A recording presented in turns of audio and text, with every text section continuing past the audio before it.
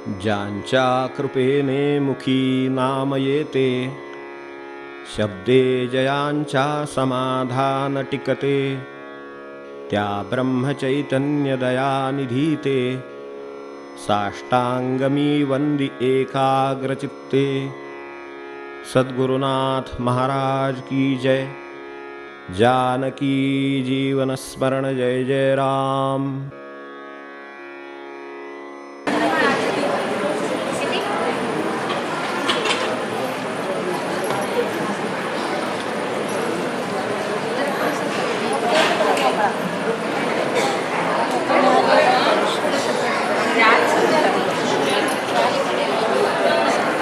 ज्यांच्या कृपेने मुखी नाम येते, शब्दे जयांच्या समाधान टिकते, त्या ब्रह्मचैतन्य दयानिधी ते, साष्टांगमी वंदे एकाग्रचित्ते। सद्गुरुनाथ महाराज की जय। श्री राम स्वरूप, श्री महाराज स्वरूप आणि श्री संत स्वरूप अशा आपणा सर्वांना मी मनःपूर्वक वंदन आणि निरूपणाला आरंभ करतो। आपल्याला काहीतरी ऐकायचं असावं, त्यांना काहीतरी सांगायचं असावं, म्हणून हा निरूपणाचा योग त्याने आणला असावा आणि नामसाधनेच्या अभ्यासामध्ये हा भाग समाविष्ट झाला असावा असं मला नम्रतेने वाटतं। यात जे दोन शब्द वापरले की आपल्याला वंदन केलं ते श्रोत्यानं, आपल्याकडे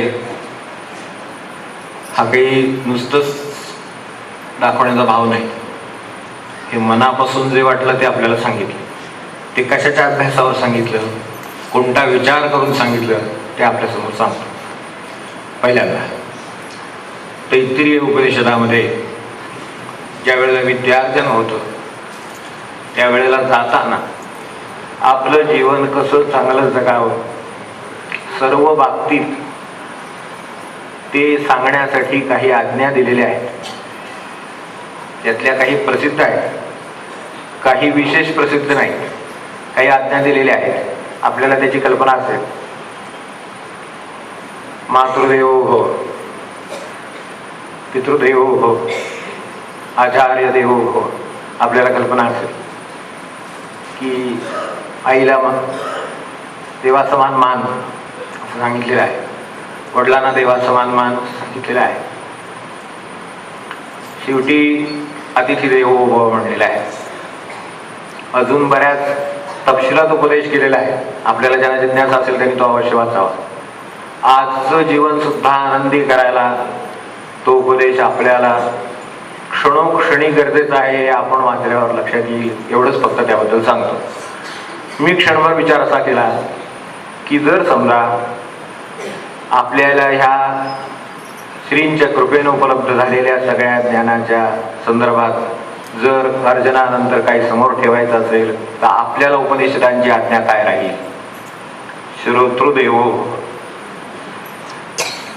म्हणून आपण श्रोत्यांना वंदन केले। ते केवळ उपनिषदकारांची दिशा म्हणून केलं, ते काय म्हणाले असते असं वाटून त्यांच्याशी तादात्म्याने केलं म्हणून वंदन केलं। दुसरा भाग जो बोललो तो निरूपण असं म्हटलं, प्रवचन मुद्दम म्हटलं नाही। इथे महाराजांच्या जी चैतन्योपासना आहे तिचं स्वरूप व्यक्त करणारी प्रवचनं झाली मागे करून 3 दिवस आपल्याला कल्पना आहे ती आपल्यासमोर ठेवली होती। पण आज जे हे निरूपण सुरू होते ते नाम दिवसाच्या पार्श्वभूमीवर आहे। आपण सर्व नाम आधीच घेत बसलेली मंडळी आहेत, आपण सर्वजण मिळून नाम घेत बसलेली मंडळी आहोत। त्यांच्या समोर जे सांगायचं आहे त्याच्यामध्ये तळमळ आहे, मनःपूर्वकता आहे, नम्रता आहे, आपल्या जीवनाचा अभ्यास आहे, आपण कसं जगतो आहोत, संतांचं जगणं कसं आहे, त्याविषयीचं आहे हे सगळं निरूपणात मोडतं. टू एक्सप्रेस, टू एक्सपाउंड हे जे सगळं आहे रूपक्रियायाम तर निरूपण असं म्हटलेलं आहे. तर संतांचं रूप, त्यांच्या क्रिया म्हणजे त्यांचं वर्तन, त्यांचं वागणं, त्यांनी वेळोवेळी त्यांच्या प्रत्यक्ष जगण्यातून दाखवून दिलेल्या गोष्टी ह्या आपल्याला ज्या मार्गदर्शक ठरतात, त्यातून जे आपल्याला जगायला मिळतं ते समोर ठेवणं हे निरूपण आहे. ते आपल्याला महाराजांच्या चरित्रातून मिळो, बाबांच्या चरित्रातून मिळो, तात्यासाहेबांच्या मिळो, जिथून कुठून संतांच्या ठिकाणाहून ते आपल्याला मिळेल तिथून मिळो, पण ते जगलेलं तत्वज्ञान आहे म्हणून त्याचं निरूपण आहे आणि ते नाम घेणाऱ्यांसमोर आहे. या निरूपणामध्ये आपलं जे सध्याचं आकलन आहे त्याचा एकमेकांनी मिळून करायचा विस्तार आहे. फक्त आता अडचण अशी आहे की आपण अशा पद्धतीने बसलो आहोत की चर्चा करून बोलता येत नाहीये, एवढी अडचण आहे. पण ती आपण नंतर करू शकतो. यातल्या कुठल्याही मुद्द्याबद्दल आपण नंतर चर्चा करू शकतो.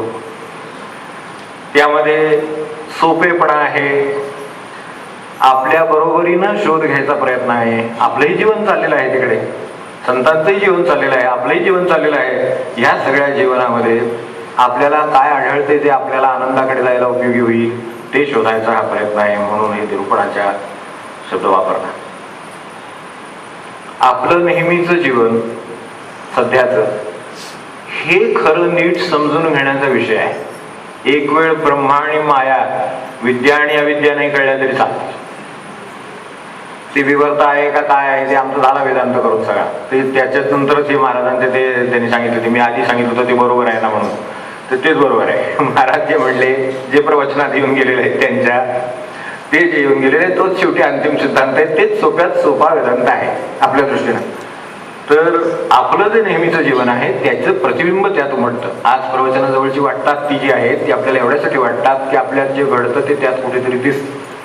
तसं आपल्या जीवनातल्या अभ्यासाची गरज आहे, मग त्यांच्याही जीवनाच्या अभ्यासाची गरज आहे.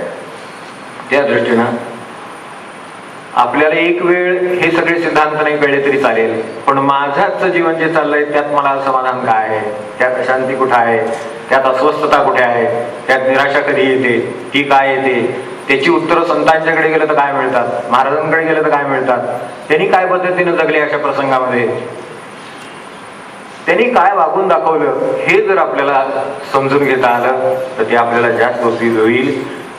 जे महान तत्वज्ञ आहेत त्यांनी ग्रंथांपेक्षा जीवनाचा अभ्यास जास्त केलेला आहे एवढं सांगतो. मग ते अरविंद असोत, गुरुदेव असोत, रमण असोत, त्यांनी जीवनाचा अभ्यास जास्त केला. आपल्या स्वतःचं जीवन जे चाललेलं आहे त्याचा अभ्यास जास्त केला. त्यांनी ते जे ग्रंथ होते त्यातल्या काही ग्रंथांचा अभ्यास केलेला नाही. महाराजांनी स्वतः म्हटलं नाही मी 4 इयत्ता शिकलेला मनुष्य, मला काही विद्येचा गंध नाही म्हणाले, आपल्याला माहिती आहे. आणि तरी सुद्धा त्यांचंच आपल्याला आजही ऐकावंच लागतं, खरं ठरतं, समाधान देतं.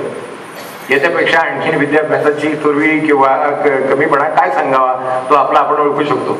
कारण त्यांना जीवन सापडलं, जीवनाचा अर्थ सापडला. आपण जे जगतो आहोत त्याच्यात कुठे अडचण आहे ती सापडली.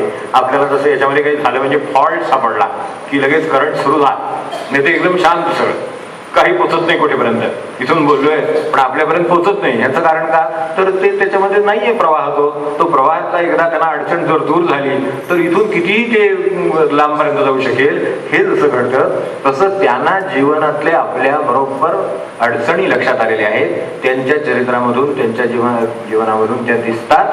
त्यामुळे आपल्याला सुद्धा जर आपली थोडीशी तयारी असेल तर आपल्या जीवनाचा आपल्याला अभ्यास करावा लागेल. या महापुरुषांनी तेच केलेलं आहे. ते आपण समजून घेतलं तो उपयोग होईल असं मला वाटतं.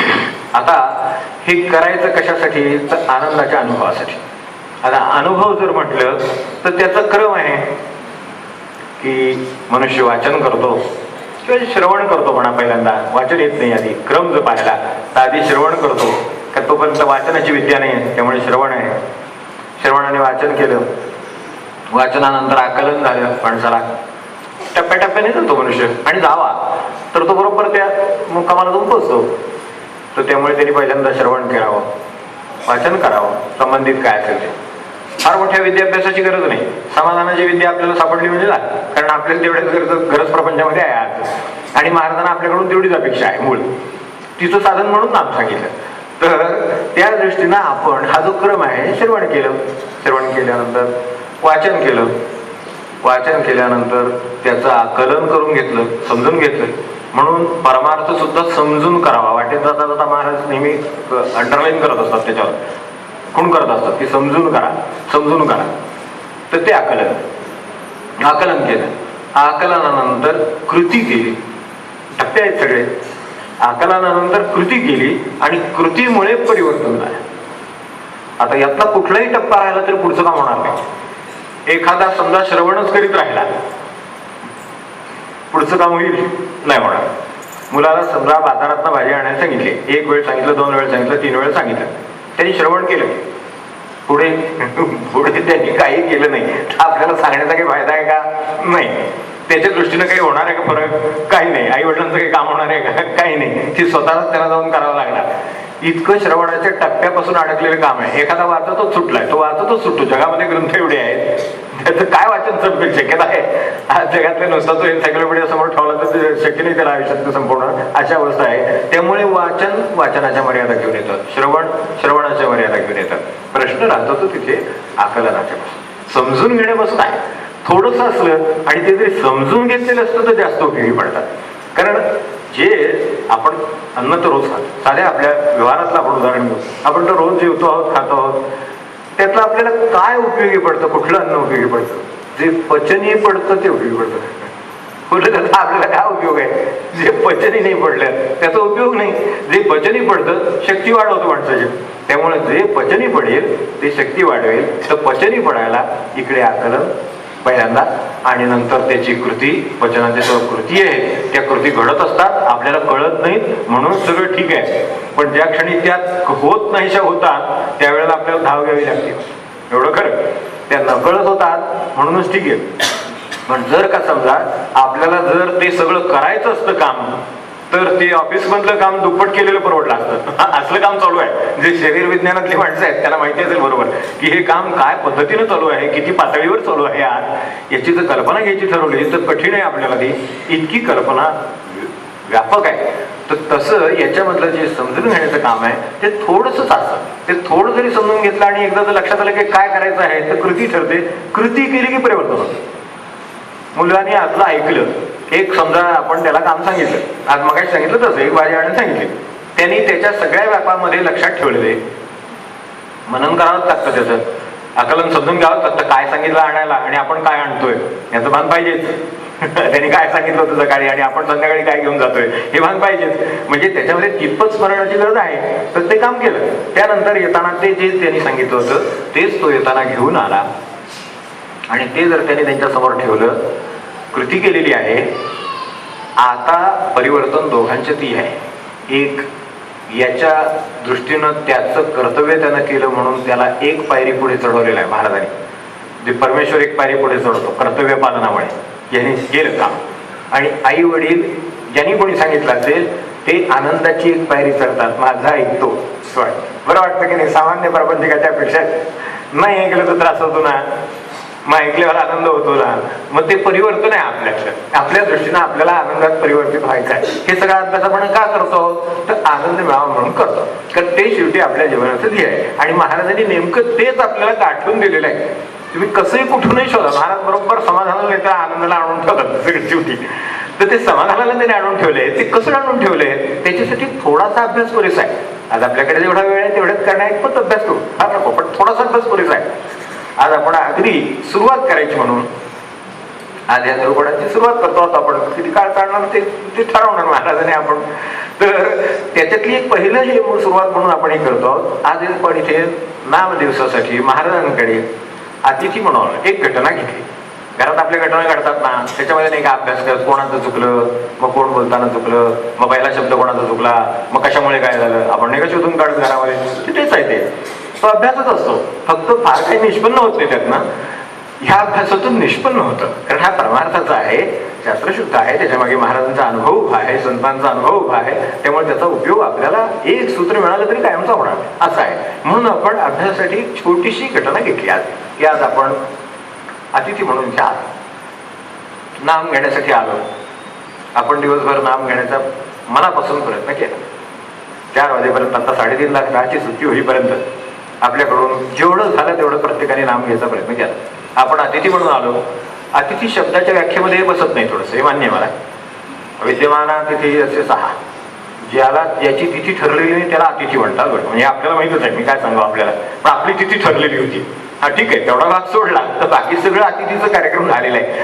कारण ज्याने आतिथ्य करायचं त्याने ते केलेलंच आहे. त्याने आल्यापासून आपण पाहिला असेल तर तो चहा झाला, नाश्ता झाला, आपल्याला प्रसाद झाला, विश्रांतीची व्यवस्था झाली, जपाची सुविधा झाली, हे फॅन लागलेले आहेत, लाईट लावलेले आहेत, वेगळी यंत्रणा आहे, श्रवणाची सुविधा आहे, सगळ्या सुविधा त्यांच्याकडून. ज्याने आतिथ्य करायचं त्यांनी काही ठेवलेलं नाही. आपण आपल्याकडून नाम घ्यायचा प्रयत्न केला. एक घटना फक्त आपण अभ्यास आहोत. आपण कुणाकडे, आपण ह्या घटनेचा अभ्यास करायचा आहे छोट्याशा, तर आपण कुणाकडे अतिथी म्हणून आलो हा विचार करायचा आहे. आपण कुणाकडे अतिथी म्हणून आलो? अतिथी कोण? ते ज्यांच्याकडे आपण आलो ते आपलं आतिथ्य करणारे कोण? कोणाकडे आपण अतिथी म्हणून आलो? तर सोपं उत्तर आपलं महाराज हे आहे. ते तर बरोबरच आहे, कारण त्याच्यापेक्षा उत्तर नाही आला काही. तर आदरणीय विश्वस्तांच्या किंवा सेवेकरांच्या किंवा इथल्या मंडळींच्या यांच्या रूपाने त्यांनी काम केलं, पण आपण महाराजांकडे अतिथी म्हणून आलो. हे तर आपलं उत्तर सरळ सोपं सांगण्यासारखं आहे. आता हे बरोबर आहे, पण आपण ज्यांच्याकडे आलो त्यांना नुसतं महाराजांकडे आलो असं म्हणून संपण्यासारखं नाहीये ते.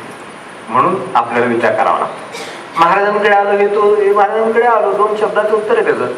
पण महाराजच स्वतः असं म्हणाले की आपण ज्या साधूकडे जातो किंवा सत्पुरुषाकडे जातो ते काय म्हणून जातो हे आपल्याला कळत नाही असं महाराज म्हणाले. पदरचं म्हणून नाही, आपण काढून पाहिलं तरी चालेल. काय म्हणून जातो हे कळत नाही. आपण ज्या साधूकडे जातो तो बाह्यांगामध्ये नसतोच, तो बाह्यांगामध्ये नसतोच हे आपल्याला कळू शकेल. आपण सोपी व्याख्या दिलेली आहे. आपण जितके बाह्यांगामध्ये नसतोच म्हणजे काय, तर आपण जितके सहजपणे प्रापंचिक असतो तितका जो सहजपणे भगवद्रूप असतो तो ते सत्पुरुष. तेव्हा महाराजांनी त्यांची व्याख्या करून दिलेली आहे आपल्याला.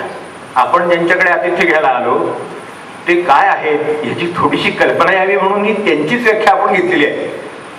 त्यांचं स्वतःचं म्हणणं असं आहे आणि ते लक्षात घेण्यासारखं आहे की आपण त्यांच्याकडे आलो बरोबर आहे, पण आपण जितके सहज प्रापंचिक असतो तितके जे सहज भगवत रूप आहे. आपण सहज प्रापंचिक आहोत असं आपल्याला वाटतं का? आधी हा प्रश्न आहे.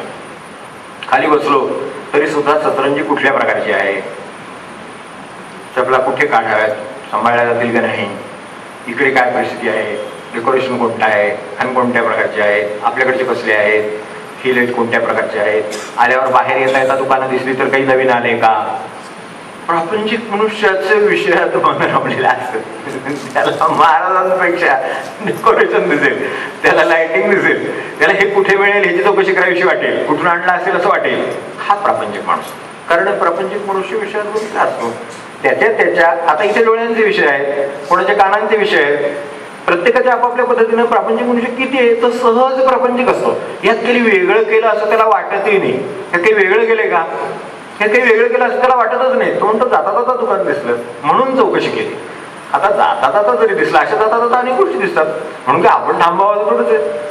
पण प्रापंचिक स्वभाव आहे त्यामुळे जाता जाता वळता वळता दुकान दिसलं म्हणून चौकशी केली, जाता जाता मनुष्य भेटला म्हणून विचारलं, नुसती कुशली नव्हे, ज्यादा काहीतरी, तो प्रापंचिक. तेव्हा हे जे आहे ना ते त्याचं काम आहे, तो सहजपणे प्रपंच. तसं जो सहजपणे भगवद्रूप आहे त्याला हा प्रपंच सुचत नाही असा पटकन, त्याला परमार्थ सुचतो. महाराजांना रामच सुचतो, प्रत्येकाच्या ठिकाणी तेच दिसतं. तर हे जे भगवद्रूप आहे त्यांच्याकडे आपण आलो. आता हे अभ्यास करायला आपल्याला सोपं, अगदी सोपं सगळ्यात काय असू शकेल. आपण सकाळी आज एका श्लोकाच्या महाराजांचा जय जयकार करून सुरुवात केली. जयाचा जनी जन्म नामार्थ झाला. आपण सगळेजण आपापल्या ठिकाणी ते म्हणत असतो, जयाचा जनी जन्म नामार्थ झाला. आपण पाहावं की ज्यांच्याकडे अतिथी म्हणून आलो त्यांचा जन्म नामार्थ झालेला आहे.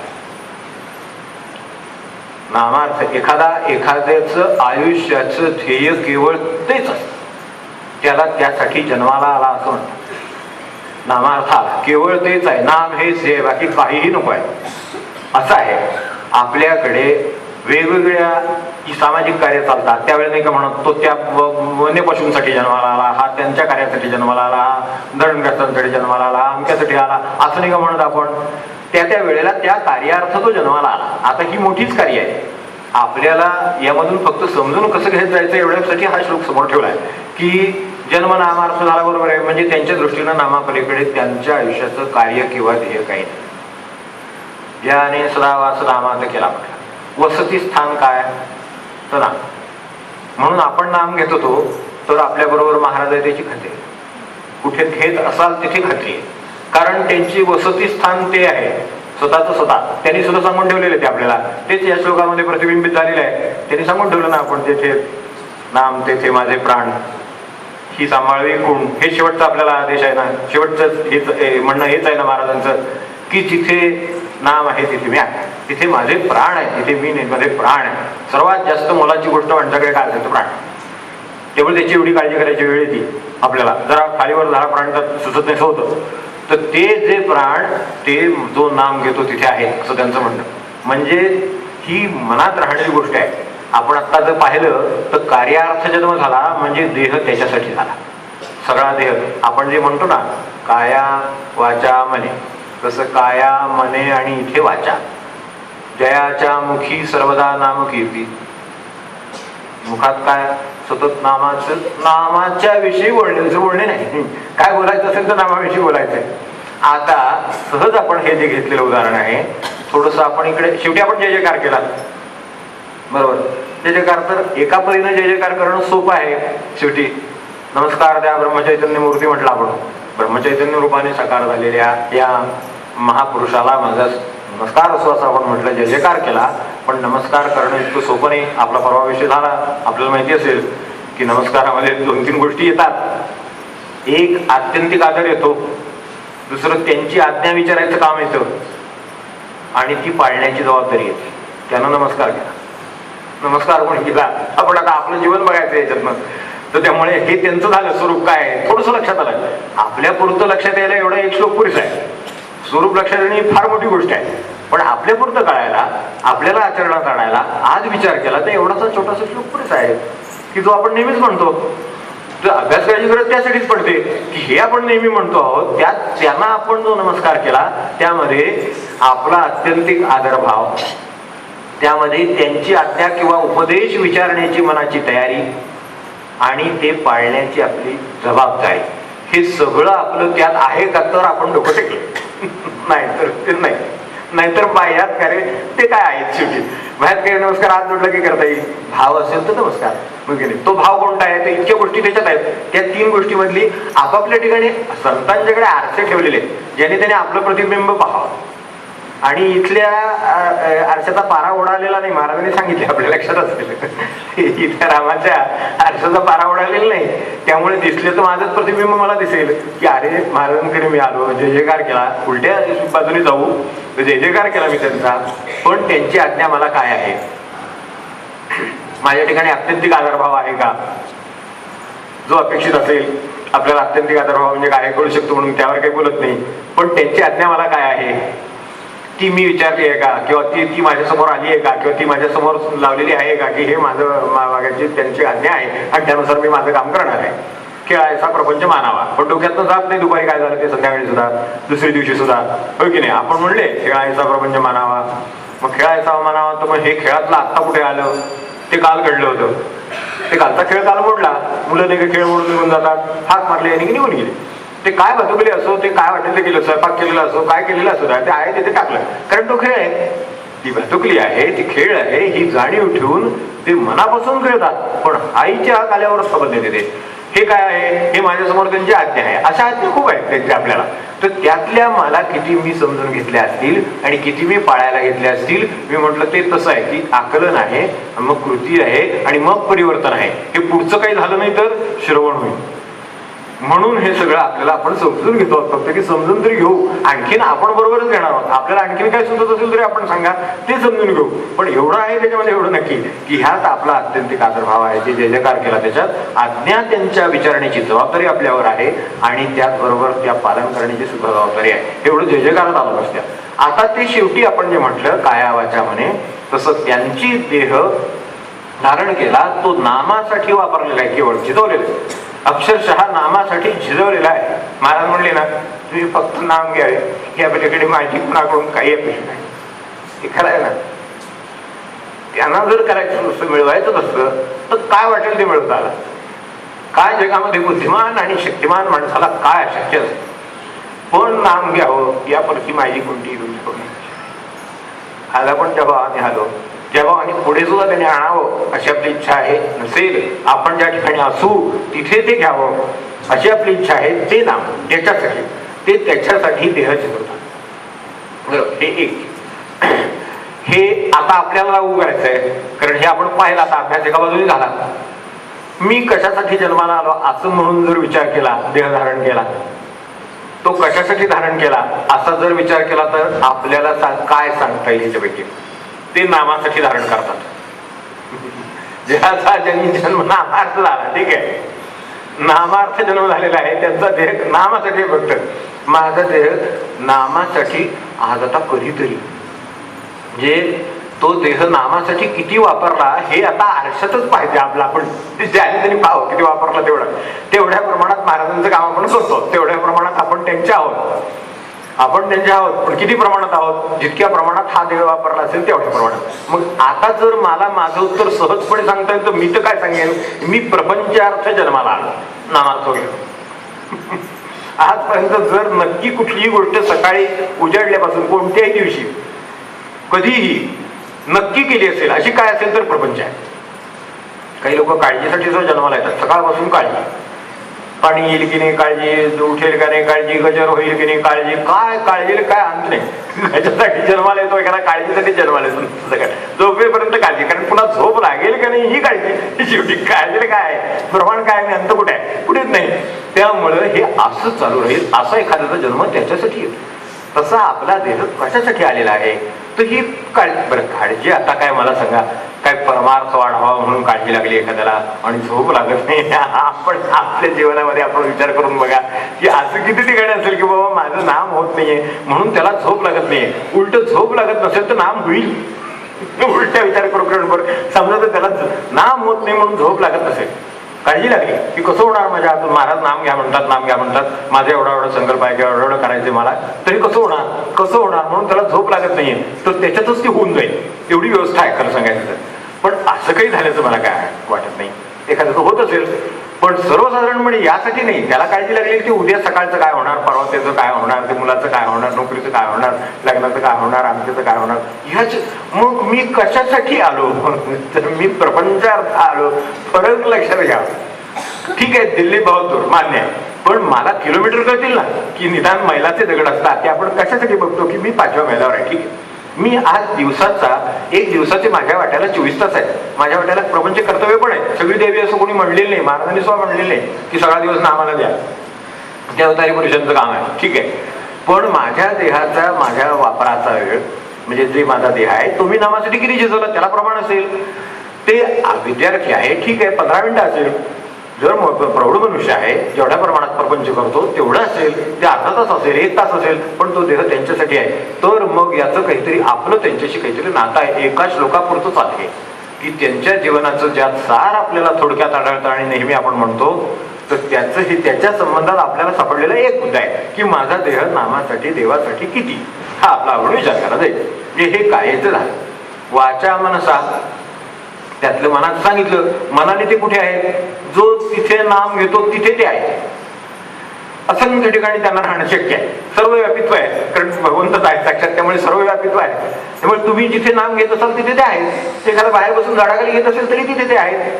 आपण इथे बसून घेत असाल तरी इथे आहेत. तर असं त्यांचं मन त्याच्यात राहतं. माझं मन कशात राहतं हा आपण विचार करा. माझं मन कशाच्यात आहे सांगता येईल. तर माझं मन माझ्या अगदी सोपं सांगायचं तर माझं मन माझ्या देहातच आहे. विचार करून बघ क्षणभर, आत्ता जरी मुंगी जरी चावली तरी महाराज प्रवचन, नाम, जीवनाचं ध्येय, नामार्थ झाला, जन्म वगैरे सगळं क्षणात दिसते की आता हिचं काय कुठून लागलं, काय झालं, काय करावं. कारण मी देहात आहे, त्यामुळे ताबडतोब जाणीव आहे. काय एवढंच चावलं, काय झालं, जरा काय झालं ते पालबिंदे कुठून तरी एकदम मारणार काय सिंह अंगावर आल्यासारखं असतं. पण ते होतं एवढं कर एकदम सगळी माणसं एकदम धावपळ सुरू होती. काय आलं तर पालाय एवढीशी. महाराजांच्याकडे गेले तेव्हा नाही का, ती नाही ना तुमच्या अंगावर पडली असं, तुम्ही नाही तिच्या अंगावर पडला ते विचारलं तर त्यातलाच प्रकार आहे खरं म्हणजे. पण ती घाबरून सोडती, कारण तो इतका देहरूप आहे. म्हणजे मी माझं मन कुठे आहे हे स्पष्ट करण्यासाठी फक्त आपण पाहतो आहोत की माझं मन कुठे आहे. तर माझं मन देहात आहे. माझं मन महाराजांकडे असेल तर मला त्या चावल्याची जाणीव नाही. असेल चावले, पण माझं लक्ष महाराजांच्यावर हलत नाही, कारण ते तिथे आहे. लक्ष म्हणजे माझं मन हे तिथे आहे म्हणून ते हलत नाही. असं काही होईल का, हा फरक आपल्याला लक्षात यावा म्हणून आपण एकच दिवस अभ्यासाला घेतलाय, ज्यामध्ये आपण सकाळचा विचार करतो, आत्ता दुपारचा विचार करतो, एवढंच फक्त. तर माझं मन काय, तर माझं मन देहामध्ये, त्यांचं मन कुठे, नामामध्ये. तर माझं मन नामामध्ये कधी जाईल. माझं मन निदान थोडा वेळ तरी आज नामाला बसलं तर सर्वात जास्त बाहेर जाईल. आपला अनुभव त्यांचा कोणाचं नाम घेण्याचा कसा कसा असेल मला काय माहिती नाही, पण मला तरी असं वाटतं की नामाला बसलं की सर्वात जास्त कार्यक्रम मनाचे सुरू. ओके, त्यांचे तर जिथे नाम घेतो तिथे ते आहे, पण आम्हीच तिथे नाही अशा अवस्था. हे काय करावं, हे आता थोडं कसं सोडवायचं बघा, की नाम घेतात तिथे ते आहेत, महाराज आहेत. तुम्ही नाम घेता नाम तुमच्या जवळ आहेत ते कायम, पण मी नाम घेतो तिथे मीच नाही. मी कुठे आहे आता, तर माझी गाडी मिळेल का नाही, मला घरी जायला होईल का नाही, घरच्यांनी काय ते व्यवस्थित केलं असेल का नाही, दुपारचा आवरला असेल का नाही, गॅस बंद केला असेल का नाही, नळ उघडा राहिला असेल की काय, पाणी येईल की काय, वाया जाईल की काय, किती मनाच्या गोष्टी. बापरे बाप, हे किती आहे सगळं. हे सगळं केव्हा आणि विशेषतः नामालाच. एरवी गप्पा मारताना नाही काळजी वाटत इथे नळ बंद झाला असेल की नाही, की निघता माणसांना अनेकदा असं वाटतं की घरी येतात आणि मग कुलूप लावलं की नाही, ते आठवणीचे एकदम सगळ्यात वाईट आठवण एकदम. बाकीच्या आठवणी परवडल्या एक वेळ, पण निघता आपण कुलूप ओढून बघितलं नाही किंवा काय लायचं की परत एकदा दारा आवटून बघितलं नाही, ही आठवण इथे होणं सगळ्यात वाईट. कारण इथला सगळा दिवस त्या दरवाज्यातच जाणार, त्या कुलुपातच जाणार, ठरलंच आहे. त्यामुळे आम्ही कुठे आहोत, आमचं मन कुठे आहे लगेच सांगता येईल. कुठे आहे ते आमच्या स्वतःच्या देहाच्या काळजीत आहे. ते कुठे आहे ते बरोबर सांगता येतं. हा आपल्याला जर कळलं तर आपल्यासमोर लक्षात येईल की आपण कोणाचे अतिथी म्हणून आलो आहोत आणि आपण कोण आहोत. दोन गोष्टी. दुसरी गोष्ट आपल्यासमोर ठेवतात की आपण कोण आहोत, कोणाचे अतिथी म्हणून आलो आहोत. ज्यांच्या अतिथी आलो आहोत त्यांची स्थिती अशी आहे, असं फक्त पहिल्या एका श्लोकाच्या 3 गोष्टीतच सांगितले, 4 गोष्टी. त्यात आपण हे पाहतो फक्त. बाकीच आपण काही कुठला वेदांत पाहिला नाही, काही फार मोठी गोष्ट पाहिली नाही. अगदी रोजच्या म्हणण्यातला नेहमीचा श्लोक जे करायचा म्हटलेला आहे फक्त, बाकी काय नाही. तर त्याच्यात हे सापडलं. त्यानंतर आपण खाली गेलो ते काया वाचा म्हणे, तसंच काया वाचा. आता त्याच्यातली वाचा, आता त्यांच्या वाचे, आता काय आता आपल्याला जयाच्या मुखी सर्वदा नाम कीर्ती, नामाचं गुणगान करण्यापलीकडे ती वाचा कशाहीसाठी वापरायची नाही, असं त्यांचं म्हणणं आहे. त्या स्थितीत ते आहे. आपले सद्गुरू हे कोणत्या स्थितीत आहेत, म्हणजे ज्यांचे आपण अतिथी म्हणून आलेले आहोत. म्हणून म्हटलं ते बाह्यांगावर नाही, सुरुवातीला महाराजांनी व्याख्या केली, अंतरंगावर आहे. ते अंतरंगात कसे आहेत तर ते त्या ठिकाणी राहू इच्छितात, ज्या ठिकाणी हे आता आपण बघितलं तसं की वाचा सातत्याने फक्त नामाचं किंवा त्याचाच विचार करते आहे, त्याच्यावरच बोलते आहे, त्याचंच गुणगान करते आहे, अशा अवस्थेत ते राहतात. मुखी सर्वदा नाम कीर्ती ही त्यांची अवस्था आहे. आता ह्याच माझ्या वाचेची अवस्था बघू. म्हणजे जे आम्ही अतिथी म्हणून आलेले आहोत ते आपल्या आपल्या आरशाला आपलं चित्र पाहतील. त्यात कोणी दाखवायची गरजच नाही. असं दिल्यावर काय सांगावं लागतं काय की वय असं आहे तसं आहे, त्यालाच दिसतं काय आहे ते. म्हणून तर आरशाचं एवढं कौतुक आहे जगामध्ये की स्वतःला दिसतं, हेच आरशाचं कौतुक. बाकीचे दाखवायला 100 माणसं लागतात, ती सांगतील त्यात एक वाक्यात असेल असं नाही, आपला विश्वास बसेल असं नाही, पण आरसा दाखवतो ते बरोबर असतं, कारण ते आपल्या स्वतःच पाहिलेलं असतं. तसं इथं आहे. तर आता माझी वाचा मला सांगा की मागच्या पूर्वी बँकेत एक साहेब होते, तर त्यांनी मला एकदा सांगितलं होतं. मी म्हणाले समोर माणसं फिरायला जात असतात, एक मित्र चाललेत समजा, एक दोघं तिघं किंवा कोणीतरी असे फिरायला चाललेत माणसं, संध्याकाळी फिरायला जातात माणसं फिरायला जाणाऱ्या माणसांच्या मागणं आपण फिरायला चाललेले आहोत, शांतपणे चाललेले आहोत, आपण काही बोलत नाही, एकट्याने जायचं स्वतः. काय विषय चाललाय एवढा फक्त कानाने ऐकायचं, काही नाही प्रपंचापलीकडे, काही नाही. ते काय बाबा कुठल्या प्रवचनाचा विचार करत चाललेत, महाराजांच्या चरित्राचा विचार करत चाललेत, आठवण काढत चाललेत, गुरूंच्या आठवणी निघतायत वगैरे, काही म्हणले मला कुठं आठवणी. क्वचित एखाद्या ठिकाणी असेल, पण जास्तीत जास्त काय असेल तर ती आता नीट वागायला लागली का, त्यांनी त्याला ते व्यवस्थित ते सांगितलं का, मुलगा तुमचा ऐकतो का तो अजून तिच्याच बोलण्याप्रमाणे वागतो. म्हणजे काय जे असेल ते त्याचं काय, ते बायका असेल तर तसं असेल, पुरुष असेल तर तसं असेल, अमक्याची बदली झाली का, त्याचं पोस्टिंग झालं का, तो प्रमोट झाला का, तो अजून का नाही झाला, मग त्याच्याबरोबर तो पुढे का गेला, ते असं कसं झालं, मग अलीकडे काय नाही राहिलं नाही का, अमकं नाही का, इंडस्ट्रीची परिस्थिती कशी आहे, बाहेर काय झालं, अमेरिकेत काय झालं, इथं काय झालं, काय त्या वाचेचं काम चालू आहे. आपण दिवसभराची वाचेचं उपयोग पहा. त्यांचं काय म्हणणं आहे, नामकीर्ती. आपण कुणाची अतिथी म्हणून आलो आहोत याची जाणीव असलेल्या मनुष्याची भूमिका वेगळी राहील यासाठी केवळ एक उत्तर आपण पाहतो. हे निरूपणाच्या माध्यमातून काय पाहतो आहोत तर कोणाकडे आपण आलो आहोत तर ते आणि आपण कोण आहोत त्याची आपल्याला कल्पना यावी याच्यासाठी आपण पाहतो, बाकी काही कारण नाही. ते हा मार्गाने बघतो. तर आपल्या वाचेची परिस्थिती आपण अगदी एक सोपा प्रयोग आहे की सकाळपासून आज बोलायचं जे काही विषय आहे आपण थांबवायचं नाही, बदलायचं नाही. त्या दिवशी चांगलं चांगलं बोलायचं नाही, मग त्या दिवशी महाराजांबद्दल महाराजांच्याकडे जाऊन वगैरे सगळे त्यातली माणसं वगैरे असं काही मुद्दाम करायचं नाही. आपला जो नेहमीचा दिवस आहे तो वाटलं तर आदल्या दिवशीचं बघावं, ते चांगलं आहे. मी त्यावेळेला सावध नसतो, तो बरोबर सापडतो. त्यामुळे आदल्या दिवशी आजचा दिवस घ्यायचा आपला. आता आज आपण इथे आहोत, कालचा दिवस घ्या आणि काल सकाळपासून संध्याकाळपर्यंत गुरु कुठे आहेत, नामकीर्ती. आपण कुठे आहोत ते बघायचं, म्हणजे कळतं दिवसभरात आपण कोणकोणते विषय बोललो. तर आपल्या लक्षात येईल की मी आणि माझं या व्यतिरिक्त मी काही बोलतो नाही दुसरं. बघा आपल्याला आठवते का काय, माझी कामं, माझं प्रायोरिटी काय, ते माझं काम, ते दुसऱ्याकडे दिलेली वस्तू काय जे असेल ते, माझं घर, म्हणजे काय काय ते काय असेल ते मी माझं, थोडक्यात सारं त्याचं तेवढं आहे. तर त्या व्यतिरिक्त माझ्या बोलण्यामध्ये काल काय होतं आजचं नको. आज आपण इथे जपाला चालू, त्यामुळे बराच वेळा आपण जपात होतो, तेव्हा खरे नाही सापडणार. तो त्यांचा प्रभाव आहे, त्यांची कृपा आहे. पण खरे कधी सापडू, कालच्याच सापडू. बरोबर, कालचा दिवस बघायचा. ते फक्त कशाला आपल्या याच्यासाठी आहे, आपल्या कळण्यासाठी आहे की एवढे एवढे हे कमी आहे, एवढं जास्त आहे, तेवढं जास्त आहे, तेवढं कमी आहे, काय असेल ते असू दे. एकदा कळलं म्हणजे उपचार होऊन मनुष्य ठाकठीक नाही गावत का, मनुष्य ते नाकारतो नाही. तो जातो, तपासणी करतो, हे कमी जास्त आहे, ते कमी जास्त आहे, ते कमी जास्त आहे, काय ते सांगतात. मग ते लगेच त्याच्याप्रमाणे ते औषध वगैरे ते काय ते घेतात, ते बरे होतात. मग आम्हाला पारमार्थिक दृष्ट्या आम्ही आजारी आहोत, ते बरंच व्हायचंय, दुसरं काय व्हायचं आमचं. त्यांच्या वाचा आपण म्हटलं, मला महाराजांचे वाचे ज्यांच्याकडे आपण आलो त्यांच्या आणि आपली ही तुलना आपण करतो आहोत, एका साध्याशा श्लोकावरून करतो आहोत. आपल्याला फारपूर्वी एकदा आठवत असेल तर इथल्या खटावच्या मामलेदारांची गोष्ट आपल्याला घडलेली की आपण वाचा म्हणतो, महाराजांनी नेमकं त्याच्यावर बोट ठेवलं होतं. त्याचं पुन्हा स्मरण वाचेच्या संदर्भात करतो म्हणतो की ते तरुणपणी, म्हणजे ही गोष्ट साधारण 100 वर्ष आता होऊन गेली ही गोष्ट, एवढ्या काळापूर्वीची गोष्ट आहे. महाराज स्वतः इथं देहात असताना दुपारच्या वेळी त्यांच्याकडे ते आले. हे ग्रस्त कोण होते, हे त्या काळातले मामलेदार ही असामी त्या काळात साधी नव्हती. आज खूप वर्षा पद्धतीचे अधिकारी आहेत. पण इथे आपल्या इथे खटावला म्हणून ते नवीन तरुण मनुष्य हुशार होते, त्यामुळे लवकर प्रगती झाली, लवकर अधिकार पण हाताशी आलं आणि त्याचा परिणामही तसाच झाला.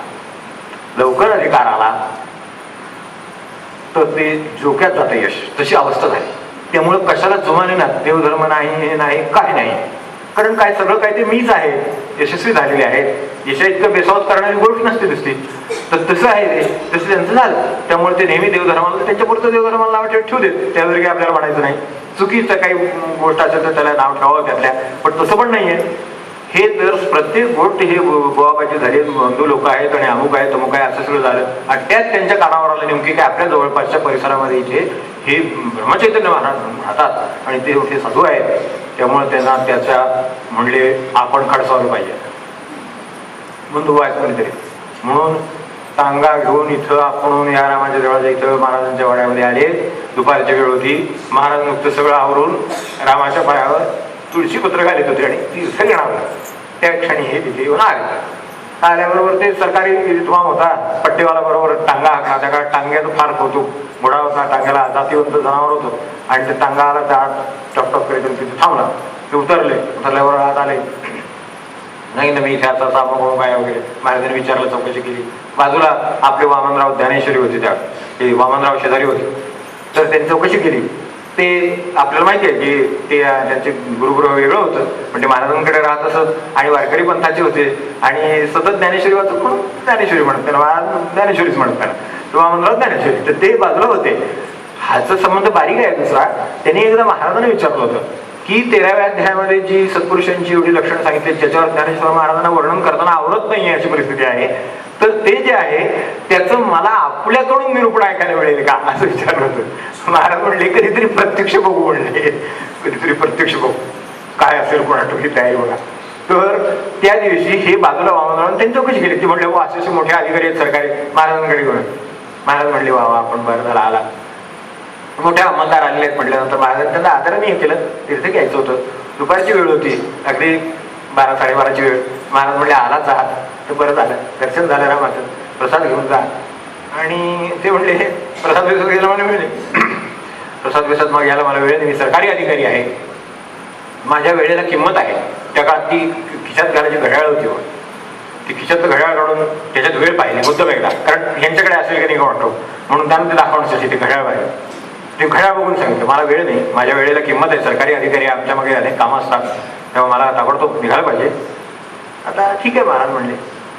आणि मी काही तुमच्यासारखा लोकांच्या जीवावर भजन पूजन आणि हे करत बसणारा बंधू साधू नाही. हिवर महाराजांना महाराज काही बोलले नाही, महाराज शांत ठीक आहे. आणि आपल्याला वेळ नसेल, सरकारी काम असेल तर म्हणाले आपलं फक्त एवढंच म्हणाले, आपण अवश्य जा, आपला जर घोडा घेऊन जात असेल तर जा. एवढी कोण दिली पण बाहेर जाऊन तारा टाक्यात बसेल म्हणजे चला जाते कुठे घोडं जायला तयार नाही, जाग्यावरून हालायला तयार नाही. त्यांनी त्याला ते अजूनही त्या रागात होते. एका ह्याला साधूला आपण खडसावलं वगैरे याच्यात होते, बंधू जाऊ समजून ते खडसावलं याच्यात होते म्हणून त्याला म्हणले अरे 4 चाबूक लागावते, त्याच्यावर हलणार नाही. ते त्या पट्टेवाल्याच्या ज्वार आलं खरं म्हणजे जातीवंत घोडा आहे, उगाच रोखलं जात नाही, थांबत नाही, ते नुसतं खून करायचा इशाऱ्याचा अवकाश आहे की गेला. खरा शिष्य कसा असतो जाय ते सांगावं लागेल नाही, खून केली की चालला असं आहे ते. समर्थांना किती काय रिक्वेस्ट करायला लागली काय उडी मारायच्या बद्दल फार वेळ मोठं निवेदन करून कल्याणा म्हटलं की गेला खाली उडी. तसं आहे ते, तसं ते जातीवंत आहे ते, या घोड्यामध्ये जातीवंत पण आहे तो. त्यामुळे इतकं जे जातीवंत आहे ते हलत नाही म्हणल्यावर तो त्यांनी तरी आता हे रावसाहेब ह्यांना कोण म्हणणार, त्यांनी मारले जाऊ त्याला आणि ते सबूक मारले. वामनराव दारातनं बघत होते, ते त्यांच्याकडे येत महाराजांच्याकडे येत. दुसऱ्या क्षणी त्यांच्या लक्षात आलं ह्याच्यात चापकाचे फटके महाराजांच्या पाठीवर वळ होत. आपण कुणाकडे अतिथी म्हणून आलो आहोत त्याच्यासाठी फक्त माहित आहे, पण स्मरणासाठी सांगितलं आपल्याला की महाराजांच्या पाठीवर वळ म्हणतायत हे लक्षात आलं.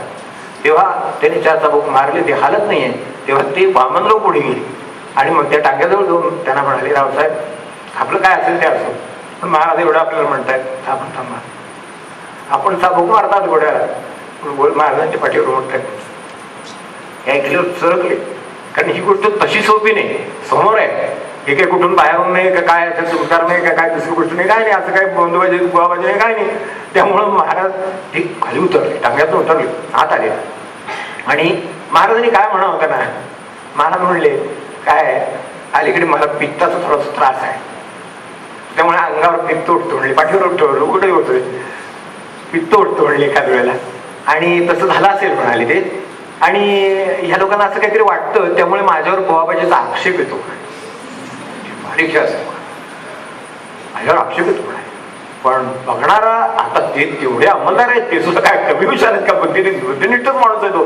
त्यामुळं बघितल्याबरोबर ते सगळं चित्र बघितलं, महाराजांच्या पाठीकडे बघितलं, त्याला आपण किती चाबूक मारले होते ते बघितलं, इथं वळ उमटलेली वळ बघितले आणि शांत राहिले आणि मागे आले. म्हणजे ते त्याला ते सांगितलं. तेव्हा ते म्हणाले आपण म्हणतो तसं जरा 1-5 मिनिट थांबून तीर्थ घेऊन जातो म्हणजे प्रसाद घेऊन जातो. आणि प्रसादाला बसतो म्हणले आपण जर थांबत असाल तर आनंद आहे. अनायासे रामरायाच्या दारात आला ते सगळं झालं. त्याबरोबर ह्यांचं सगळं मानपान झाला, त्यांना व्यवस्थित जेवण झालं, भोजन प्रसाद झाला, सगळं झालं. त्या पट्टेवाल्याला बोलवून त्याचं भोजन प्रसाद झाला, सगळं झालं. त्यानंतर ती जे घोडं होतं त्याला तोबरा चंदी सगळं त्याचे चंदीचं त्याला रवाना त्याला तृप्त करून त्या घोड्याला पाठवलं आणि मग म्हणाले आता आपण जावं, काय हरकत नाही, आपण आलाच, प्रसाद घेतला, चांगलं झालं. आणखी त्या अंमलदारांच्या विचार मात्र एक डोक्यात आला की महाराजांच्या पाठीवर जे वळ नाही गेले, पाठीवर जे म्हटलेलं आहे आणि जे वेदना आहेत त्याचा एक कण सुद्धा त्यांच्या चेहऱ्यावर न दिसता, अहो आपल्याला जाता जाता एखाद्याचा पाय लागला तर मनुष्य वर बघतो लगेच, कोण बसले दिसत नाही का असं वाटतं, बघत होतो की नाही.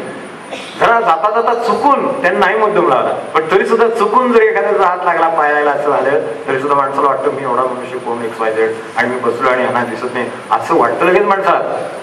महाराजांच्या चेहऱ्यावर पाठीवर बळस नाही, काही भाव नाही, त्यांचा प्रसाद त्यांना ते दिल्यानंतर पुन्हा निरोप आणि निरोप घ्यायच्या वेळेला त्यांनी म्हटलं की मला एक आहे की हे खरं आहे, मी माझ्या डोळ्यासमोर आता पाहिलं सगळं, पण तुमच्या पाठीवरचे वळ नाहीशे झाल्याशिवाय मी जा.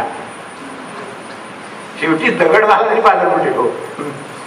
आपल्याकडे जे सत्पुरुषांचं वर्णन केलेलं आहे ते करताना ज्ञानेश्वर माऊलीला आवरलं नाही ते तेवढ्यासाठी की कशा प्रकाराने कसं सांगावं हे आवरत नाही की ते खरं आहे असं असतं. तर त्यामुळं म्हणाले तेवढे ओरड ते गेल्याशिवाय मी जाणार नाही म्हणजे. महाराज म्हणले बरं ठीक आहे, बाहेर आले, काय करावं, घोड्याच्या पाठीवरून हात फिरला प्रेमाने. त्याला म्हणले आज तुला माझ्यामुळं नाहक त्रास सोसावा लागला. महाराजांचे शब्द किती महत्वाचे आहेत की तुला आज माझ्यामुळे नाहक त्रास सोसावा लागला, तू मनावर घेऊ नकोस. पाठीवरून हात फिरवला आणि इकडे महाराजांच्या पाठीवरचे वळली. हे चित्र समोर बघितलं, त्या मनुष्यानं जे मनातून परिवर्तन झाला तेव्हा ते काय तिथून पुढे त्यांच्याकडे आले, नंतर अनुग्रह मागायला आले होते.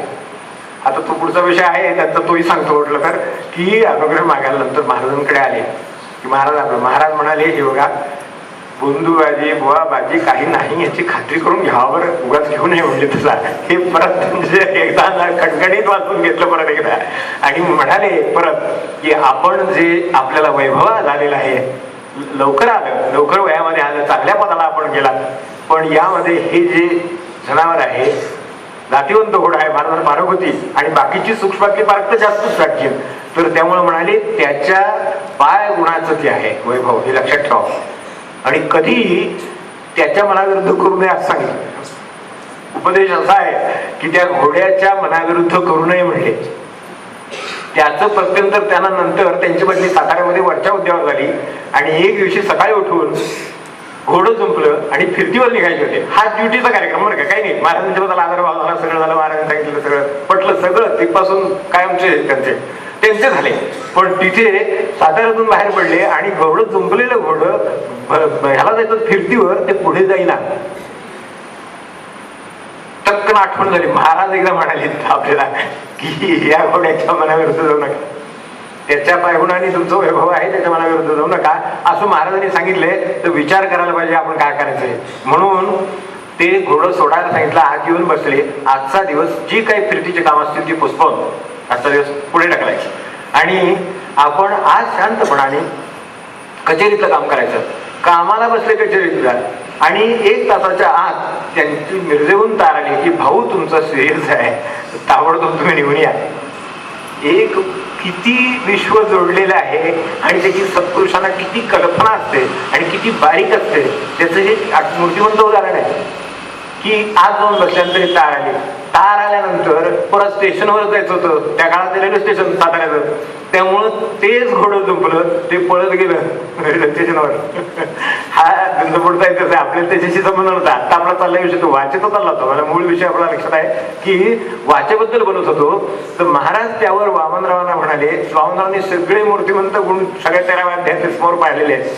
अशा अवस्थेत त्यांना महाराज म्हणाले आज ते मुक जनावर आहे. त्या दिवशीची गोष्ट पुढे कमेंट करताना महाराज म्हणाले की आज ते मुक जनावर आहे म्हणले, तुम्ही त्याला चपकाचे फुटकारे दिलेत, त्याला केवळ वाचा नाही म्हणून माझ्या पाठीवर त्याचे गोळ म्हटले. आज तुम्हाला वाचा आहे तरीही तिचा वापर नामाकडे किंवा चांगल्या कामाकडे न करता तुम्ही एवढ्या तेवढ्यावरून भांडता म्हणले. एवढ्या तेवढ्यावरून भांडता कारण लोकांची मनं दुखवता, त्यावेळेला माझ्या हृदयावर अशी वण वाटतात हे जे आहे ना अशी म्हणतात.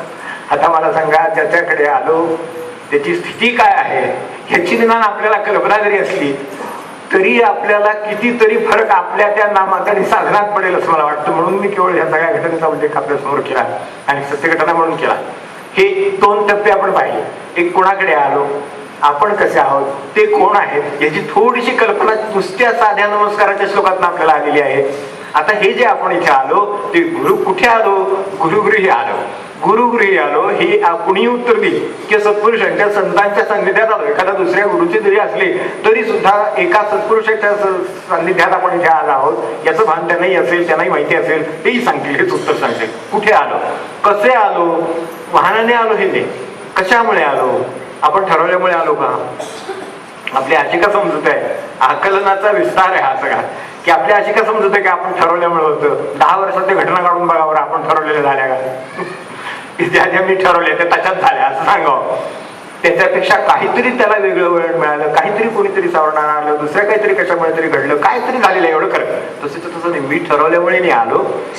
बरोबर आहे, मला जमलं म्हणून आलो असं म्हणता येईल. तर मला जमण्यासारख्या बऱ्याच गोष्टी जगामध्ये आहेत. आज आपण समोर बसलो आहोत, पण ज्यांचं ठरलं होतं ते न आलेले मला माहिती आहेत आधीचे, की ज्यांनी येणार म्हणून फोन केला होता ते आधीचे दिसत नाहीये हे मला माहिती आहे. म्हणजे मला तरी ते मान्य करता येत नाही की ठरवलं म्हणून आलो, जमलं म्हणून आलो, तसं नाहीये. ते तेवढ्यावरही नाहीये. त्यांची कृपा होती म्हणून आलो, साध्या भाषेत उत्तर आहे. त्यांची कृपा होती म्हणून आज आपण हे सगळे असे आलेलो आहोत आणि नामाचा विचार करतो आहोत, नाम घेतो आहोत, हे त्यांच्या कृपेने घेतो आहोत. हे जरी डायमेन्शन त्याला आलं, नुसती दिशा आली तरी सुद्धा हे सगळं पालटून जाईल. हे एवढं सगळं झालं. आता ह्या सगळ्या एका श्लोकाचा विचार आपण 3-4 बाजूने केला. शेवटी मला सांगा की हे तर उत्तर तर आपल्यालाही कळतील. मी काय वेगळं सांगत नाही, आपण विचार केला तर आपल्याला सगळं लक्षात येईल. हे सोपं आहे, बरोबर आहे. पण हे सगळं मला दिवसभर लक्षात होतं का, याचं स्मरण मला होतं. समजा अशी कल्पना करू की मला हे कळलेलं आहे की गुरूंची स्थिती कशी आहे, माझी स्थिती कशी आहे, या दोन्हीचं भान मला आहे असं समजा एखाद्याने म्हटलं की ठीक आहे, मला सगळं माहित आहे, चालेल. पण याचं स्मरण मला दिवसभर आहे का? जेव्हा केव्हा मी तिथे आत आलो, प्रल्हाद महाराज जसे आत येत तिथे ते काढून ठेवीत चुकला, पुढे नमस्कार नाही करायचं, पुढे वनवाणी करायचं, पुढे नमस्कार करायचं वगैरे. आपल्याला माहितीये भान आहे ते एक प्रकारचं. ते जसं तात्यानं सांगितलं की 10 रुपये करून ठेवा, केव्हाही मग लागेल, केव्हाही लागेल. हे केवळ अनुसंधान निर्माण करण्यासाठी गोष्ट आहे की महाराज केव्हा मागतील कोणाटोक, केव्हा मागतील कोणाटोक. त्यामुळे हात कमरेला गेला की महाराजांची आठवण, हात कमरेला की महाराजांची आठवण सांभाळायला पाहिजे. कोणत्या क्षणी मागते सांगता येत नाही. त्यामुळे साध्य काय झालं शेवटी, त्या पैशात काही किंमत नव्हती. ठीक आहे, लौकिक काय असेल, रुपयाला किंमत असेल ते असेल, पण प्रत्येक क्षणी महाराजांची आठवण झाली ना. तर तसं आज मला जे हे लक्षात आलेलं आहे असं जर आपण म्हणत असू तर त्याचं मला दिवसभरामध्ये स्मरण राहिलं का हा प्रश्न आहे. कारण ते कसं आहे, स्मरण विस्मरण इतकी लागून आहेत की नाही की कोणत्या क्षणी स्मरणाचं विस्मरण होतं सांगता येत नाही. आणि तेच एकमेकात अडकलेले आहेत मुळात. की विस्मरण झालं हे स्मरण झाल्यावर कळतं, ही गंमत आहे त्याच्यातली मोठी. विस्मरण झालं हे कळतं कसं, आठवण झाल्यावर कळतं. म्हणजे विसरलेलं आठवण झाल्यावर कळतं, हीच मुळात गंमत आहे. आपण मनाचा स्वभाव लक्षात घेऊन ठेवला म्हणजे बरं होईल. तर अशी सगळी ह्या स्मरणाची गंमत आहे. मला सांगा, अरविंदने एक उदाहरण दिले, एक चांगलं उदाहरण आहे, आपलं सांगतो, आपलं माहिती असेल पण असू दे समोर. मोठा म्हणले भरभक्कम असलेला एक बुलंद बुरुज असलेला आणि उत्तम रक्षण, तटरक्षण असलेला किल्ला आहे. त्याला मागच्या बाजूला एक छोटासा दरवाजा आहे किल्ल्याचा, आणि तो अनावधानाने अनगार्डेड उघडा राहिला. आज मला वाटतं झालं तसं थोडंसं, नाही अरविंद जे म्हणले तसं. तर तो अनगार्डेड राहिला. तर म्हणले सगळा किल्ला काबीज करता येतो की नाही, माझा अरविंदाने विचारलं. उदाहरण साधं आहे त्यांचं, पण मुद्दा बरोबर आहे की समजा मी कोणाच्याकडे आलो हे जर समजा मला एकदा विस्मरण झालं तर I M A B taken over. मी त्यामधून त्यांच्या ताब्यात जाईन, विकारांच्या मनाच्या सगळ्याच्या ताब्यात जाईन. की जे मला गुरुगुरी आल्याचं आकलन स्मरण आहे ते मला जर नाही राहिलं तर मग मी ते जे सगळं वामनरावांना सांगितलं तेच मला सांगायची होईल, थोडक्यात असं होईल.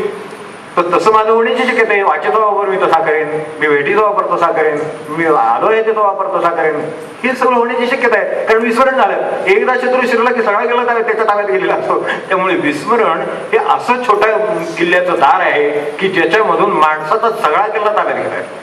असं आहे आपल्याकडे. बरं ते राहू दे, अरविंदांचं राहू दे, आपण व्यवहाराचं बघू क्षणभर. व्यवहारामध्ये मला सांगा की ड्रायव्हर आहे एखादा, गाडी चालवतो आहे, 1 तास रन आहे, गाडीचा 1 तासाचा प्रवास आहे. तर तो जर म्हणाला एक तासभर प्रवास आहे, 1-2 मिनिटं माझं लक्ष नसलं म्हणून काय, असं चालेल का? विस्मरण झालं, मी ड्रायव्हिंग करतोय, याचं विस्मरण 1 मिनिट झालं. 1 मिनिट म्हणजे फार मोठं झालं माझ्या दृष्टीने. 1 मिनिट आता कल्पना येईल की त्या क्षणी काय होईल.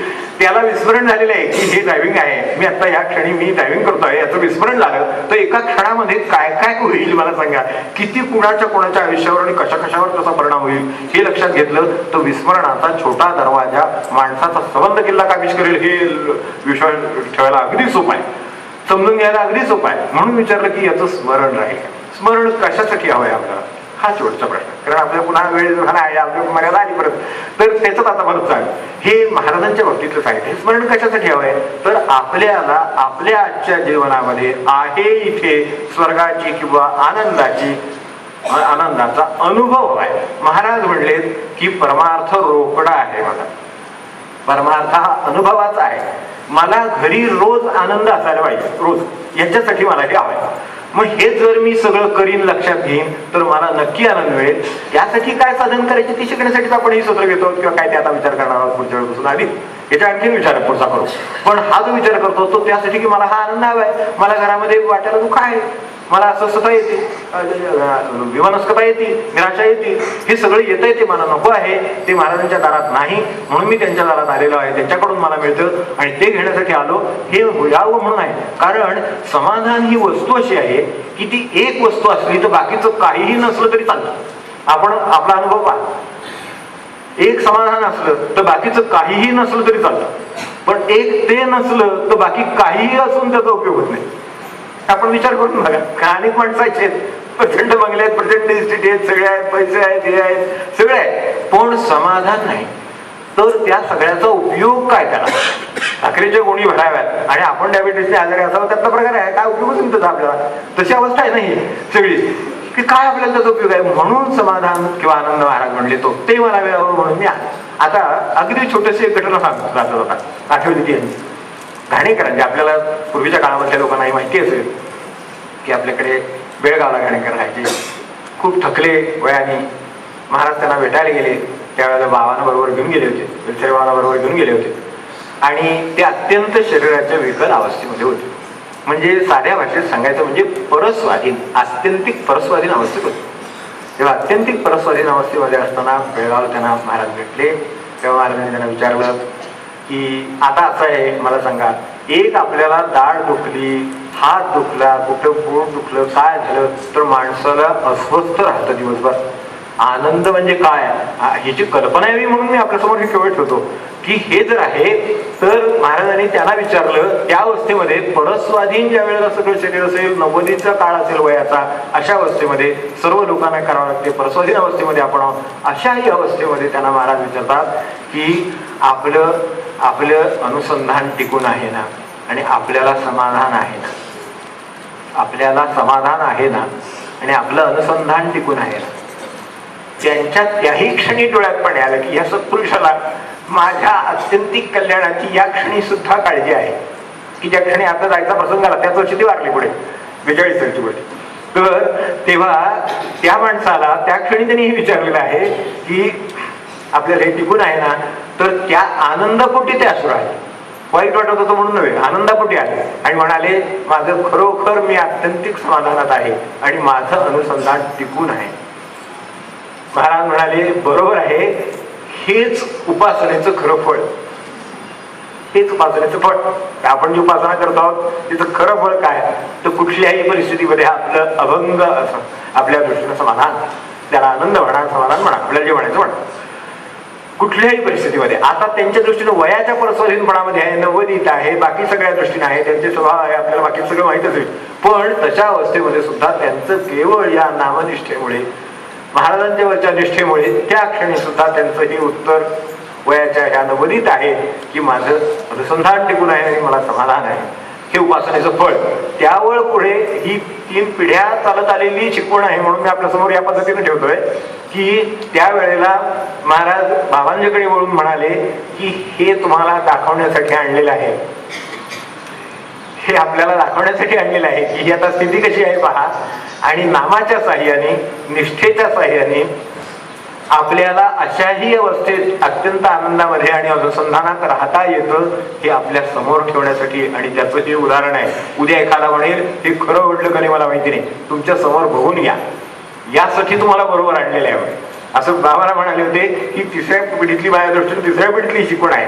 मध्ये तात्यांच्या काळातलं आहे, तर तिथे सुद्धा हे सगळं जे आपला व्यवहार आहे, व्यवहार म्हणजे आपण फार लौकिकात खाली आलो. तात्यांच्याकडचा व्यवहार म्हणजे नुसतं नाम आणि प्रेम आहे. प्रेम म्हणजे प्रेम आहे. किती प्रेम आहे एवढं एक वर्णन सांगतो फक्त आणि थांबूया की शेवट आपल्याला काय करायचं ते बघून.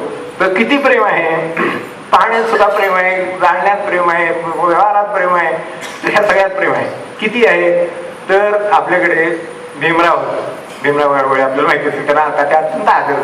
तर ते मुंबईला आहे, त्यांना काही साध्य रोग झाला, आपल्याला माहिती असेल त्याचा रोग झाला त्यांना, आणि उपचारासाठी तिथे मुंबईमध्ये आले. ते मालाडला यांच्याकडे आले तात्यांकडे.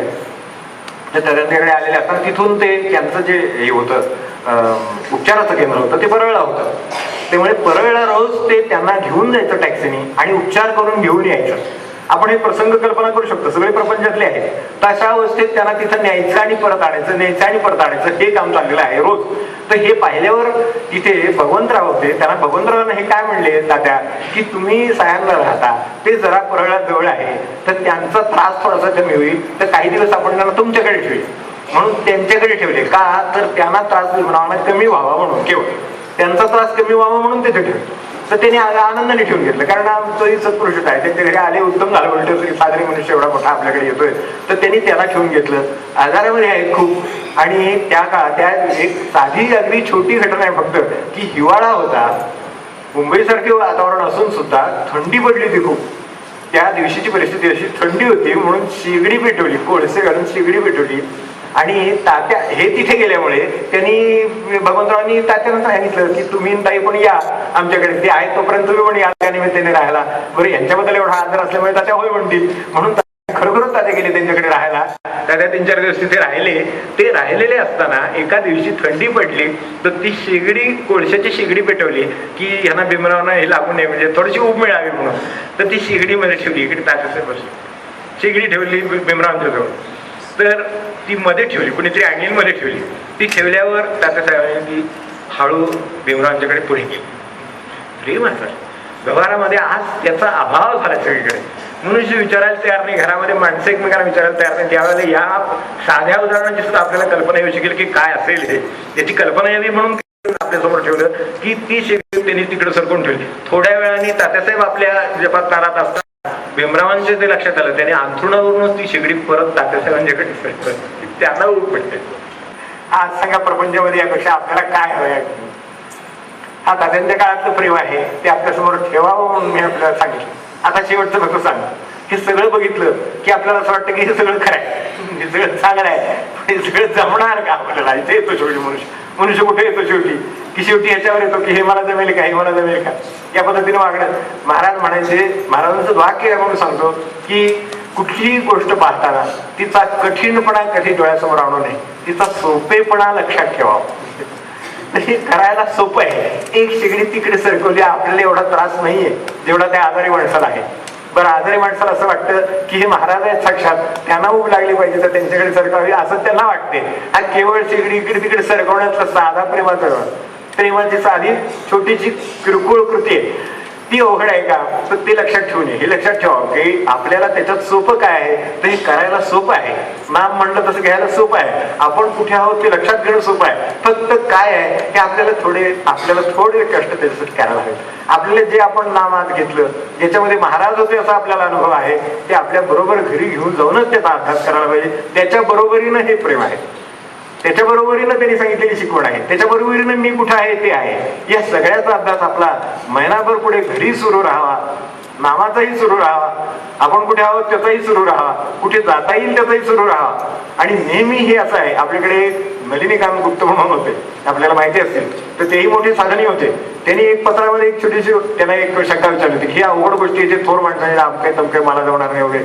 ते म्हणाले, एवढं स्वतःचं आक्रमण तुला झालंय असं तुला वाटतं का? म्हणजे ते मोठे साधने माणूस होते आणि एकच वाक्य विचारलं, एवढ्या आपण का स्वतःला ओळखतो म्हणले? दोष तुमच्या लक्षात आले की मला काही एवढं जमणार नाही, मी केवढा कुठे एवढा आहे वगैरे, हे तुमच्या लक्षात आलं. बाकी गुण कुठे लक्षात आले? संबंध लक्षात आले का म्हणले? स्वतःकडे आपल्याकडे गुणसमुच्चय आहे, गुणांचं सुद्धा भांडार आहे, आपल्यामध्ये सुद्धा गुणांचं भांडार आहे. गुणांचं काहीतरी आढळ असल्याशिवाय इथं महाराजांच्या दारात येऊन तो मनुष्य नाम याला पडणारच, त्या अगदी खात्रीने की तो मनुष्य नाम घ्यायला कसं बसेल, त्याच्यासमोर किती आकर्षण आहे. तो इथे येऊन नाम घेतो, सगळं बाजूला ठेवतो, आपला प्रपंच खर्च करतो, येतो आणि काय मिळतं? आनंद, बस, प्रेम, नाम, हे म्हणजे काय नाही. महाराजांची कृपा, त्याचा अनुभव, एवढं सगळं घेण्यासाठी तो येतो. याचाच अर्थ त्याच्या ठिकाणी गुणसमुच्चय आहे, फक्त आपण त्याच्याकडे बघायचं आहे. असतील तर दोष असू द्या, आपलेच गुण त्याला रेटीत कधीतरी मागे नाही दिल्याची खात्री आपण बघूया. महाराजांना प्रार्थना करूया, पुढच्या महिन्याला नाम दिवसाला आम्हाला एकत्र आणा, महिनाभर आमच्याकडून असंच नाम तिथेही करून घ्या, याची प्रार्थना करूया. ते आपल्याला चांगलं मागितलंय, दिल्याशिवाय काय राहणार नाही. सद्गुरुनाथ महाराज जय जय